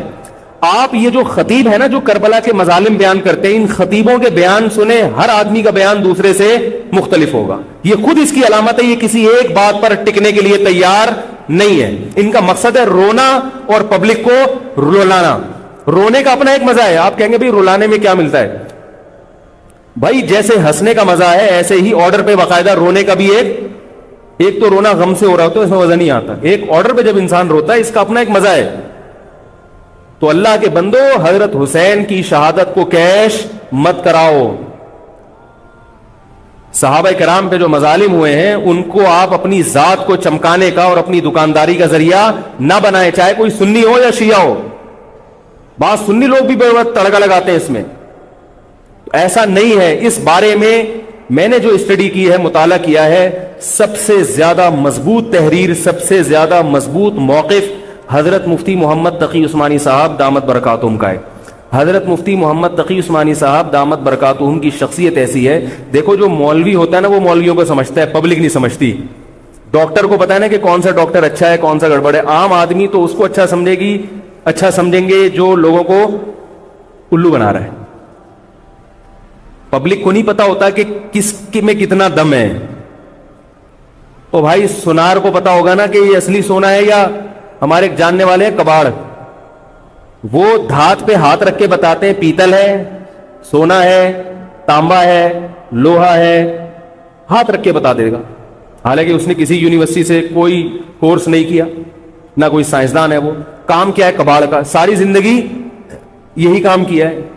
تو جو مولوی لوگ ہوتے ہیں ان کی ساری زندگی اسی میں گزری ہوتی ہے، پڑھنے پڑھانے میں، بشرطے کہ ہوں بھی مولوی. روحانی علاج والے مولوی نہیں ہوتے، نام کے مولوی ہوتے ہیں، ان کو پڑھنے کے علاوہ دنیا کا سارے کام آتے ہیں، کتابوں سے ان کو نفرت ہوتی ہے، بس جھاڑ پھونک جن چڑیل وہ اسی سے دکانداری چمچاتے ہیں. ہر داڑھی والا ہر پگڑی والا مولوی نہیں ہوتا. تو جو مولوی ہوتا ہے اس کو پتا ہوتا ہے کہ کون سا مولوی کتنے پانی میں ہے. تو میں تو نہیں دعویٰ کرتا کہ میں عالم ہوں، لیکن آپ لوگ تو مجھے مولوی سمجھ کے آئے ہیں نا، عالم سمجھ کے آئے ہیں.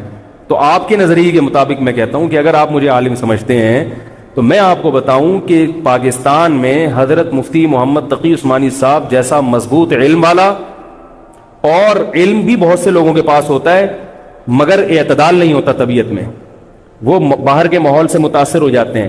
حضرت مفتی محمد تقی عثمانی صاحب دامت برکاتہم العالیہ وہ علم میں مضبوط بھی ہیں، اور ان کی جو زبان سے نکلے ہوئے الفاظ یا ان کے قلم سے لکھی ہوئی تحریر بہت ہی نپی تلی ہوتی ہے. ایک حرف بھی اس میں غیر ضروری نہیں ہوتا، اور ایک حرف بھی ایسا نہیں ہوتا جو ضروری ہو اور نہ آیا ہو اس میں. بہت کسی فرقے کی مخالفت بھی کرتے ہیں، بڑی تمیز سے کرتے ہیں. وہ ہم لوگوں کی کیا عادت ہوتی ہے، اب کسی کے خلاف چلو تو کوشش کرو دائرہ اسلام سے کسی طرح باہر نکل جائے. کوشش یہی ہوتی ہے، وہ نکل نہیں رہا ہوتا تو مجبوراً پھر اس کو مسلمان ماننا پڑتا ہے. کیا خیال ہے؟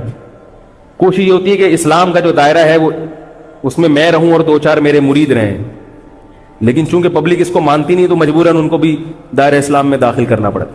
تو حضرت مفتی محمد تقی عثمانی صاحب کی جو تحریریں ہیں وہ بڑی جاندار ہوتی ہیں، ان کو پڑھا کرو. اللہ کے بندو، عالم کا یوٹیوب سے نہیں پتہ چلتا کون مفتی ہے کون کیا ہے.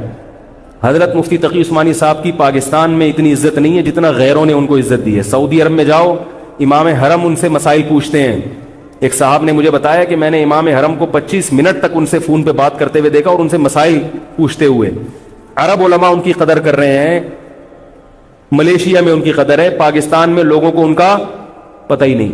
میں یہ نہیں کہہ رہا کہ وہ ان سے کوئی خطا ہو ہی نہیں سکتی. تکافل کے معاملے میں حضرت مفتی محمد تقی عثمانی صاحب کی جو رائے ہے، تو میں تو بہت ہی چھوٹا آدمی ہوں، میں یہ نہیں کہہ سکتا، لیکن جن علماء کی رائے ان کے خلاف ہے میرا موقف بھی وہی ہے. میں تکافل کے معاملے میں حضرت مفتی تقی عثمانی صاحب کی رائے کو ہم لوگ صحیح نہیں سمجھتے، لیکن بہرحال اجتہادی اختلاف ہے، یہ نہیں کہ وہ غلط ہیں. ہماری رائے ہے کہ اس معاملے میں حضرت سے اجتہادی غلطی ہوئی ہے. میری نہیں، میں تو بہت چھوٹا آدمی ہوں ان کے مقابلے میں، لیکن ہمارے بڑوں کی رائے ہے. اور اس کی جو میں نے ٹوٹی پھوٹا جو اس میں تحقیق کی ہے، مجھے بھی تکافل کے ناجائز ہونے پر اطمینان ہے. بہت اس میں بحث کی ہے، دارالعلوم کے علماء سے بھی ملا ہوں. حضرت مفتی محمد تقی عثمانی صاحب دامت برکاتہم کے ساتھ جو مجلس ہوئی جامعۃ الرشید کے علماء کی 3 گھنٹے، اس مجلس میں بھی میں موجود تھا. تو میں نے دونوں طرف کے دلائل بہت اچھی طرح سے سنے ہیں، تو مجھے اس کے ناجائز ہونے پر اطمینان ہے. لیکن مسئلہ اختلافی ہے، تو جب بڑے حضرات میں جو بڑے علماء ہیں ان میں جب اختلاف ہوتا ہے تو پھر عوام کو چاہیے کہ جس کی رائے پہ ذل زیادہ مائل ہو رہا ہے اس کی رائے کو فالو کر لے، کسی دوسرے پر اعتراض نہ کرے. بات آ رہی ہے سمجھ میں؟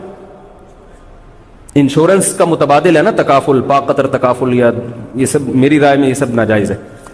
اس پر میں کبھی بیان کروں گا کیوں ناجائز ہے. تو بیان تو نہیں کرنا چاہیے، ان اختلافی مسائل کو ممبر پہ نہیں لانا چاہیے، لیکن یہ کہ اب ہر عالم تک اپنی بات پہنچانا بڑا مشکل ہے. تو میں چاہتا ہوں ایک بیان ایسا ہو تاکہ علماء تک بات پہنچ جائے، پھر علماء جب دونوں طرف کے دلائل رکھ کے فیصلہ کر لیں گے جس عالم کی جو رائے بنے، تاکہ دوسرا پہلو سامنے آ جائے. ابھی تو صرف جواز کا پہلو لوگوں کے سامنے آ رہا ہے، عدم جواز والا نہیں آ رہا. تاکہ دونوں پہلو آئیں، پھر علماء کی جو رائے بنے گی، جو جس کی رائے کو فالو کرتا ہے، ٹھیک ہے بھائی. تو میں یہ کر رہا تھا، حضرت مفتی محمد تقی عثمانی صاحب بہت بڑے عالم ہیں، ان کی قدر کر لیں. ان کی تحریریں بڑی معتدل ہوتی ہیں اور ان کی رائے بہت ہی معتدل ہوتی ہے اور بہت مدلل ہوتی ہے. تو کربلا کے بارے میں، یزید کے بارے میں جو حضرت مفتی محمد تقی عثمانی صاحب کی رائے ہے وہ وہی ہے جو میں نے آپ کے سامنے بیان کی ہے. بات آ رہی ہے؟ نہیں آ رہی میرا خیال ہے.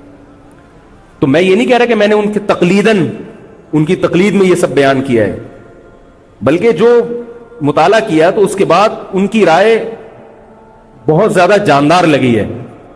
اور یہ جو میں عرض کر رہا ہوں نا کہ یہ جو کربلا کے واقعات بیان کیے جاتے ہیں، ہر خطیب کا بیان دوسرے خطیب سے مختلف ہے. یہ خود اس کی علامت ہے کہ دال میں کچھ کالا کالا ہے. یہ ایک جگہ ٹکتے کیوں نہیں ہے؟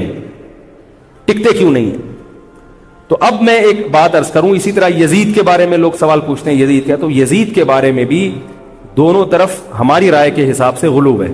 یزید کے دور میں حضرت حسین کا قتل یقیناً ہوا ہے, مگر کسی ایک مستند روایت سے یہ ثابت نہیں کہ یزید نے حکم دیا تھا حضرت حسین کو قتل کرنے کا. یہ کہیں بھی روایت میں ثابت نہیں آ رہی میرا خیال ہے. کوفہ کے گورنر کے حکم سے قتل ضرور ہوا ہے, لیکن کیا یزید نے اس کا آرڈر دیا تھا؟ اس کا کسی مستند روایت میں ثبوت بولو بھائی نہیں ملتا. لیکن اس بنیاد پہ یزید کو رحمت اللہ علیہ کہنا یہ بھی غلط ہے. ٹھیک ہے, یزید کے بارے میں کسی مستند روایت سے نہیں ملتا کہ اس نے قتل کا حکم دیا تھا یا قتل کروایا تھا, لیکن قتل ہونے کے بعد یزید نے اس گورنر کے خلاف ایکشن نہیں لیا. حضرت عثمان کے قاتلوں کے بارے میں تو یہ تھا کہ ان کو لٹکایا جائے, حضرت حسین کے قاتلوں کو کیوں نہیں لٹکایا؟ نہیں یاری بات سمجھ. تو یہ جرم بھی ہے کہ حکومت, ممکن ہے یزید کہہ سکتا ہو کہ میرے بس میں نہیں ہے, کہہ سکتا ہو کہ میرے بس میں نہیں ہے. تو بھائی آپ کے بس میں اگر نہیں ہے تو حضرت علی کے بس میں بھی نہیں تھا حضرت عثمان کے قاتلوں سے قصاص لینا. تو اس لیے یزید کو بالکل معصوم قرار دینا یہ بھی غلط ہے, وہ مجرم تھا, لیکن اس کو اتنا لعنتی قرار دے دینا کہ گویا حضرت حسین کو اس نے قتل کرایا تھا, اس کا بھی کسی تاریخی مستند روایت سے ثبوت نہیں ملتا. لہذا صحیح بات یہ ہے کہ نہ لعنت اللہ علیہ کا ہو نہ رحمت اللہ علیہ کا ہو, خام خواہ میں فضول چیزوں میں پڑھنے کی بولو بھائی ضرورت کیا ہے؟ قیامت کے دن آپ سے یزید کے بارے میں سوال, میرے سے کسی نے پوچھا کہ یزید کے بارے میں آپ کیا کہتے ہیں. میں نے کہا آپ کو جاپان کے جو بھی صدر ہے اس کے بارے میں پتہ ہے, چائنا کے بارے میں پتہ ہے؟ وہ کہہ رہے وہ تو کافر ہیں. میں نے کہا چلو مسلمانوں کے, علامہ اقبال کے بارے میں پوری رپورٹ ہے آپ کے پاس. تاریخ میں لاکھوں شخصیات ایسی ہیں جن کے بارے میں آپ کو نہیں پتا. تو یزید کے بارے میں بھی اگر نہیں پتا ہو تو میرا خیال ہے کوئی پریشان ہونے کی ضرورت نہیں ہے. تو یہ کربلا ایک واقعہ تھا, ایک اسلامی تاریخ میں ایک بدترین واقعہ رونما ہوا اور یہ واقعہ ختم ہو گیا. ہمیں جو قرآن اور سنت نے جس بات کا حکم دیا ہے ہمیں وہ کرنا ہے. بات آ رہی ہے سمجھ میں؟ ہمیں کیا کہا ہے؟ نماز قائم کرنی ہے, اسلام کے 5 ارکان ہیں. کربلا کا واقعہ دنیا میں وجود میں آتا تو بھی 5 نمازیں پڑھنی تھی, وجود میں نہیں آتا تو بھی 5 نمازیں پڑھنی. باقی حضرت حسین کی شہادت اس لیے بھی ہوئی ہے کہ اللہ کے نبی نے ان کو شہید قرار دے دیا تھا. تو اللہ تعالیٰ نے آپ کو اس منصب تک پہنچانا تھا جس منصب کی گواہی محمد صلی اللہ علیہ وسلم دے چکے تھے. بعض دفعہ کوئی مقصد نہیں ہوتا, ایک مقصد ہوتا ہے کسی کو اونچے درجے تک پہنچانا. غزوہ احد میں 70 صحابہ شہید ہوئے, اللہ نے اس کی حکمت یہ بھی بیان کی وَيَتَّخِذَ مِنْكُمْ شُهَدَاءَ, اللہ تم میں سے بہت سو کو شہادت کے درجے پر فائز کرنا چاہتا. تو حکومت تھی, حضرت حسین رضی اللہ تعالیٰ عنہ کو اللہ تعالیٰ نے شہادت کے مرتبے پر پہنچایا اور ظالم حکمرانوں کے مرتبے کو گھٹانا تھا. تو یہ کام ہو چکا. اب ہمیں کیا کرنا ہے؟ ہمیں جو قرآن اور سنت ہے اس کو فالو کرنا ہے. بیان کی تصحیح فرما دیں. ہاں بھائی وہ یزید کے بارے میں نے کہا تھا کہ انہوں نے حضرت حسین کے ہونٹوں پہ چھڑی رکھی, وہ یزید نے نہیں رکھی تھی چھڑی. جو مستند روایتوں میں ہے وہ ہے جو کوفہ کا گورنر تھا نا ابن زیاد, اس نے حضرت حسین رضی اللہ تعالیٰ عنہ کے ہونٹوں پہ چھڑی رکھی تھی اس بدبخت نے. باقی کرنا کیا ہے آپ کو؟ یزید نے رکھی ہو ابن زیاد نے رکھی ہو, اپنے کام سے کام رکھو. اتنا زیادہ لوگ ان چیزوں میں دلچسپی لیتے ہیں, ہائے ہو یہ چھوڑو بھائی, نہیں پتا کسی کو یزید کے بارے میں تو کیا ہو جائے گا. یہ جو میں نے بیان میں کہا تھا نا یزید کے بارے میں اعتدال رکھو, نہ لعنت اللہ علیہ کا نہ رحمت اللہ علیہ کو, اس کی ایک وجہ تو میں نے بتائی تھی. دوسری ایک وجہ یہ بھی ہے کہ اگر آپ نے خاموشی اختیار نہیں کی اور لعنت اللہ علیہ کا تو رحمت اللہ والے آپ کو نہیں چھوڑیں گے, اور اگر آپ نے رحمت اللہ کہہ دیا تو لعنت اللہ والے آپ کو, یعنی یزید کے بارے میں 2 رائے ہیں نا, بعض اس کو لعنت اللہ کہتے ہیں اور بعض کیا کہتے ہیں, یزید رحمت اللہ کہتے ہیں. تو آپ کے لیے اور میرے لیے چپ رہنا اس لیے بھی بہتر ہے کہ ہم نے اگر اس کو لعنت اللہ علیہ کہنا شروع کر دیا تو جو رحمت اللہ علیہ کہتے ہیں نا وہ ہم کو بھی لعنت اللہ علیہ کہنا, وہ اتنے اس معاملے میں حساس ہوتے ہیں کہ وہ رحمت اللہ والے آپ کو نہیں چھوڑیں گے. ٹھیک ہے. اور اگر آپ نے اس سے متاثر ہو کر اس کو رحمت اللہ علیہ کہا کہ وہ قسطنطنیہ کے جہاد میں تھا, اور حدیث میں آتا ہے کہ جو قسطنطنیہ کے جہاد میں تھا اس کے لیے بشارت ہے, ان جیسے جو اس کے فضائل لوگ بیان کرتے ہیں, تو اس بیس پر آپ نے رحمت اللہ علیہ کہنا شروع کر دیا تو لعنت اللہ والے آپ کو, تو نہ آپ کو لعنت اللہ والے چھوڑیں گے نہ رحمت اللہ, آپ پر سب کی طرف سے لعنت اللہ ہی ہوگی. ایسا نہیں ہوگا کہ آپ کے بارے میں بھی دو فریق بن جائیں، ایک آپ کو رحمت اللہ کہہ رہے، ایک لعنت اللہ کہہ رہے. آپ کے بارے میں ایک ہی قول ہوگا، وہ کیا ہے؟ لعنت اللہ. اس لیے چپ کر کے آرام سے اپنے امن شانتی کے ساتھ نماز روزے میں لگے رہو. ضرورت ہی نہیں ہمیں ان چیزوں میں پڑھنے کی. محرم منانا کہیں بھی نہیں ہے اسلام میں. محرم حضرت حسین کی شہادت سے پہلے بھی آتا تھا، اس کے بعد بھی آتا ہے. تو اہل سنت والجماعت کا جو مذہب ہے، میں آپ کے 1-2 منٹ زیادہ لے رہا ہوں، بس یہ بات ختم کر رہا ہوں میں. دیکھو ہم شیعہ ہیں یا سنی ہیں؟ بولو نا بھائی. جو شیعہ لوگ ہیں ان کو وہ کرنے دو جو ان کا مذہب ہے. اختلاف اور فرقواریت وہاں ہوتی ہے جہاں آپ اپنا مسلک دوسرے پہ ٹھوستے ہو. ان کا مسلک ہے ماتم کرنا، ان کا مسلک ہے تو ان کو کرنے دو، وہ اللہ ان سے خود حساب لے لے گا. آپ کو ان سے اس مسئلے میں بحث کرنے کی ضرورت، بولو بھائی، نہیں. لوگ آفس میں لڑ رہے ہیں شیعہ سے، او بھائی مجھے فون کر کے کہتے ہیں، میں نے کہا یار وہ جب شیعہ ہے تو وہ کیوں مانے گا آپ کی بات؟ تو چھوڑ دو اس کو اپنے حال پہ. حق واضح ہے، باطل واضح ہے، اگر اس کو وہ سمجھ میں آ رہا تو کرنے دو. آپ کیوں الجھ رہے ہو؟ وہ آپ کو تو نہیں لے کے جا رہا نا ماتم کے لیے. کیا خیال ہے؟ تو اس کو بولو بھائی تمہارا مسلک اگر ہے تو تم ٹھیک ہے کرو یہ کام، لیکن یہ کام انڈور ہونے چاہیے، سڑکوں پہ نہیں ہونا چاہیے. سڑکوں پہ ہوگا تو دہشت گردوں کو موقع مل جائے گا دہشت گردی کا، ملک کا امن خراب ہوتا ہے. نہ ربیع الاول کے جلوس سڑک پہ نکلنے چاہیے اور نہ محرم کے جلوس سڑک پہ ہونے چاہیے. انڈور ہو. ربیع الاول میں جس کا مذہب ہے کہ بھئی ہم نے یہ کرنا ہے جلسہ، ٹھیک ہے آپ گھر کے اندر جو مرضی کریں. گھر کے اندر تو کسی کو اجازت نہیں ہے نا گھسنے کی. آپ کوئی ہال لے لیں رینٹ پہ، آپ اس میں کر لیں. تو جو بھی ہے انڈور ہونا چاہیے. تو وہ شیعہ ہیں ان کو وہ کرنے دو جو ان کا مذہب ہے. آپ آدھا تیتر آدھا بٹیر نہ بنو، یا تو پورے سنی بنو یا پورے شیعہ بن جاؤ. یہ درمیان کی چیز کوئی چاہتا ہے کہ میں بن جاؤں؟ ہے بھائی، نہ مرد ہو نہ عورت ہو. بیچ کا تو اچھا نہیں لگتا نا. ایک تو اللہ نے کسی کو بیچ کا بنا دیا، وہ تو آزمائش ہے. خود سے جو بیچ کا ہوتا ہے وہ کسی کو بھی پسند، بول لو نا بھائی، نہیں ہوتا. تو بیچ کے نہ بنو. اہل سنت کے ہاں شیعہ کا مذہب جو ہے وہ کرنے دو اس کو. یہ ہمیشہ سے چلا آ رہا ہے، آج کا نہیں ہے، یہ صدیوں سے چلا آ رہا ہے. آپ نہیں ختم کر سکتے اس کو. یہ حضرت عیسیٰ علیہ السلام آئیں گے تو امت ایک پر جمع ہوگی. باقی جو شیعہ ہے وہ شیعہ ہے، جو سنی ہے وہ سنی ہے.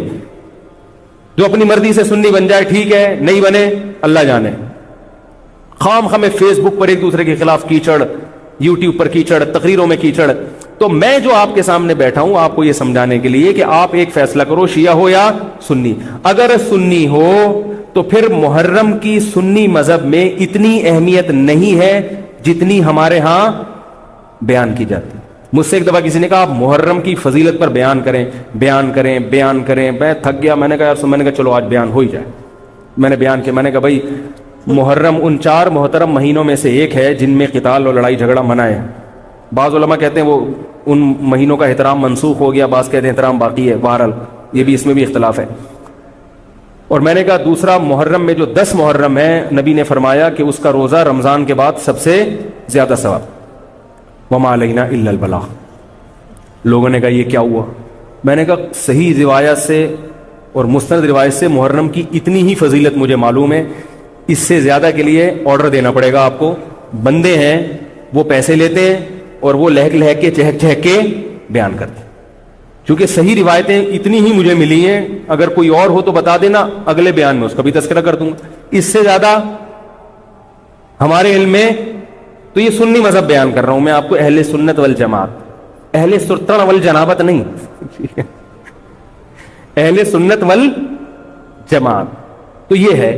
تو 10 محرم کا روزہ رکھیں جیسے کہ حضرت حسین نے رکھا تھا. حضرت حسین تو روزہ رکھ کے شہید ہوئے اور آپ حلیم کی دیگیں پکا کے کھا رہے ہیں. کامن سینس کی بات ہے کہ عقل کو ماتم کرنے کا دل کرے گا کہ نہیں کرے گا؟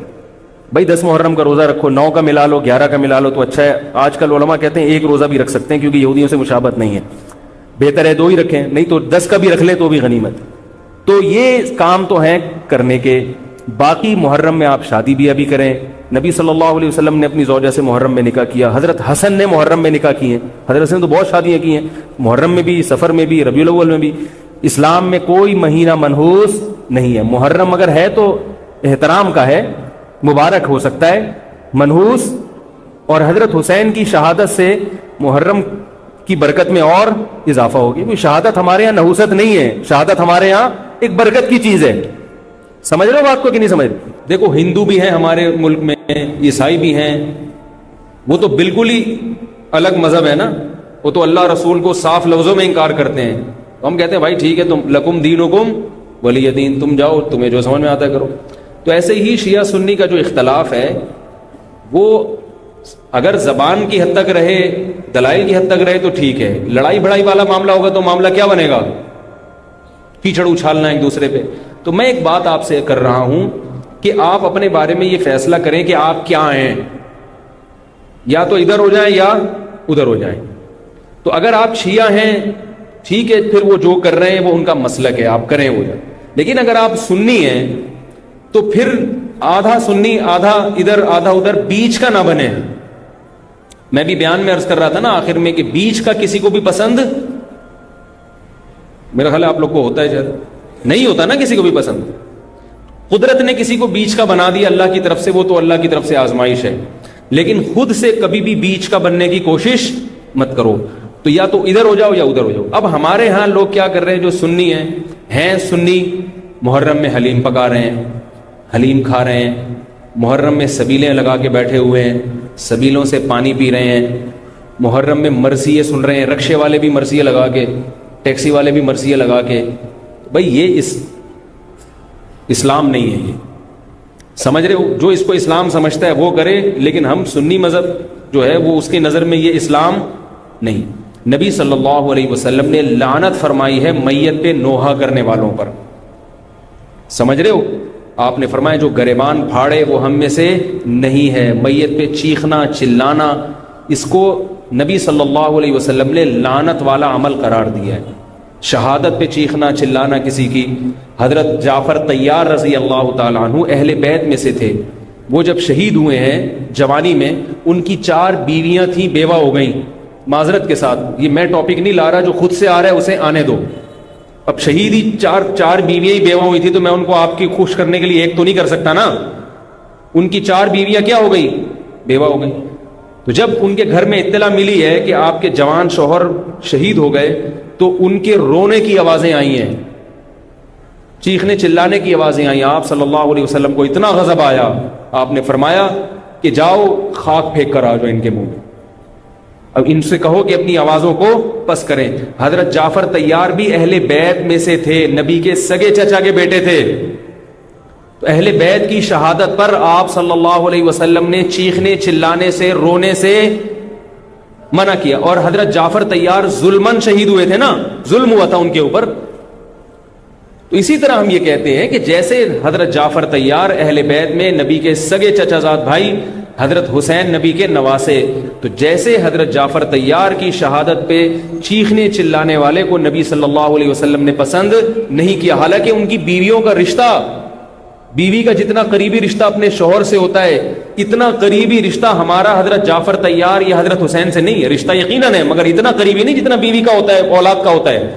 تو جب بیویوں کو رونے کی اجازت نہیں ہے, جو سب سے زیادہ متاثر ہوئی ہیں, تو ہم اور آپ کو حضرت حسین کی یاد میں چیخنے چلانے کی اجازت کہاں سے ہوگی؟ ہم زیادہ فنٹر بننے کی کوشش کیوں کر رہے ہیں بھائی؟ زیادہ آگے نکلنے کی کوشش کیوں کر رہے ہیں؟ یقیناً اہل بیت سے ایمان, اہل بیت سے محبت ہمارے ایمان کا جزو ہے, مگر اس محبت کا اظہار اس طرح سے کرنا ہے جس طرح سے اہل بیت سے محبت کا نبی نے حکم دیا ہے. نہیں آ رہی میرا خیال ہے بھائی, پولیس کی تو ضرورت نہیں ہے. جس طرح سے حکم دیا ہے بھائی اس طرح سے اہل بیت سے محبت کرنی ہے, اپنی طرف سے نہیں کرنی ہے آپ نے. تو پہلی بات تو یہ حدیث سمجھ میں آ گئی. اور آپ صلی اللہ علیہ وسلم نے چیخنا چلانا, گریبان پھاڑنا اور یہ سب کے منع کیا ہے. تو سنی مذہب میں ماتم کی اجازت, چیخنے چلانے کی, ہا ہو کرنے کی اجازت نہیں ہے. سمجھ رہے ہو بات کو؟ تو آپ یہ کام نہ کریں, مرثی آپ نہ سنیں, انہیں سننے دیں, انہیں کرنے دیں. آپ رکشہ ٹیکسی چلا رہے ہو, کہہ رہے محرم کے احترام میں گانے نہیں لگاؤں گا, مرثیے لگا دوں گا. بھائی نہ گانے لگاؤ نہ مرثیے لگاؤ.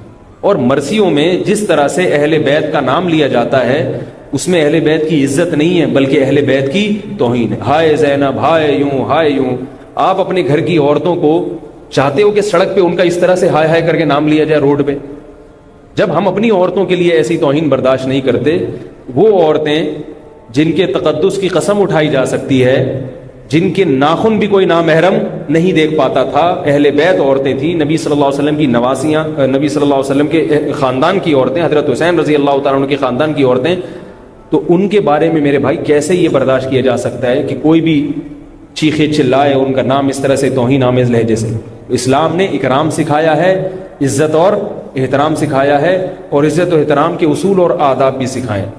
تو اس لیے آپ لوگ یہ کام نہ کریں، جو کر رہا ہے اس سے بحث بھی نہ کریں.